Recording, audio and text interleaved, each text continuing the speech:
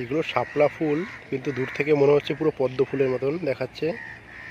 ফুলগুলো অনেক বড়, যেহেতু এখানে জলটা অনেকটা ডিপ আছে সেহেতু ফুলগুলো অনেক বড় বড় হয়েছে। পাতাগুলো তো একদম পদ্ম ফুলের মতন দেখাচ্ছে।